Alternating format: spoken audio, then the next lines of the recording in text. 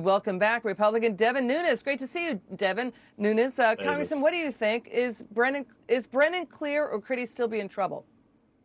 Well, he's hardly in the clear, and the good thing is that you don't see Durham, who's a professional prosecutor. We have real grown-ups now that are running this investigation, so I don't think Brennan's in the clear at all. With that said, we need to know what Brennan knew and when he knew it. And the key question is he's made some pretty clear comments that he knew about Russians that were talking to the Trump people. Well, it appears now that we've pulled all of this back and all the evidence has been laid on the table. The only Trump people that we know that were talking to the Russians were Carter Page, who he wasn't actually talking to Russians. He took a trip to Moscow. And when we all know how that went, Carter Page was framed. And that was produced by the Democratic National Committee, that information. So did Brennan have this information? If so, who gave it to him? Did the Democrat National Committee give it to him? Did the Hillary Clinton campaign give it to him? But clearly he should have known that this would not have been real intelligence that should have been used to target a political campaign. And I think that's so the issue from our vantage point, Republicans, I mean, that's what we want to know from him. The issue is whether John Brennan misled House Intelligence and other committees in Congress, right? Is that it?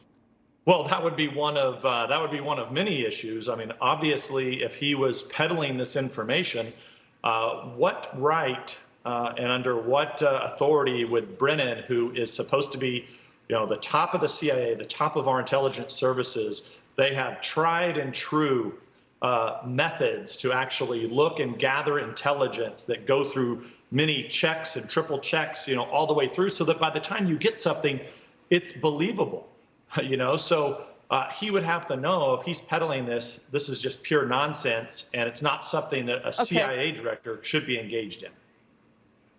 Let's move on to this. The problem for Brennan, James Comey, and Andrew McCabe and the Obama administration is this.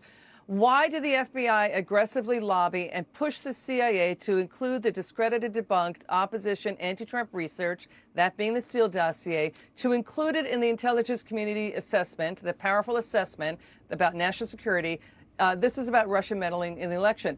Did they do it to give that Steele dossier more gravitas, more stature, more credibility, even though they knew it was flawed, even though the CIA told the FBI it was internet rumor, even though Steele's own sources said it's baseless gossip? Did they do that, stick it in the ICA in order to get more wiretaps on FISA wiretaps on the Trump team? Well, I think what they did, I think you're right over the target. So what we believe today is the reason that was put in to this intelligence community assessment, just so your viewers understand, I call that Obama's dossier. Obama ordered that after Donald Trump won the election in 2016. And within weeks, they had decided, they put out a phony report, all our intelligence agencies did, that said that the Russians were trying to help Trump. In reality, what do we find out? The Russians were doing what they always try to do, which is sow discord. And in fact, Russia, like most other countries, like anybody, nobody ever thought that Donald Trump had a shot to win. So the fact that that dossier got put into the intelligence community assessment, knowing what they knew, that this was Democratic paid garbage, and they hid that from Congress, it was clear what they were trying to do. They were playing catch up on an October surprise that went wrong when they found out Carter Page wasn't talking to any Russians. They were way out over their skis, and so they were trying to play catch up. And ultimately, as we all know, this is the same time, even though General Flynn had been totally exonerated by the FBI agents investigating him, they kept that open. And so the more this goes on, I think it's pretty clear that Brennan and Obama, they were all involved. The key is who gave the order? Who gave the order to participate in this corruption? So we already have one lawyer who's paid the price. Hopefully there'll be more. Yeah, and whether or not President Obama's legacy is tarnished, and also former FBI Director James Comey, whether his legacy is tarnished. Again, because President Obama, according to government documents, told James Comey, quote, put the right people on Flynn, even though the FBI said, we're going to drop the case. There's nothing, that his call with the Russian ambassador was, quote, legitimate. Let's listen to James Comey say he's not worried about any of this, where the probes are going. Watch this.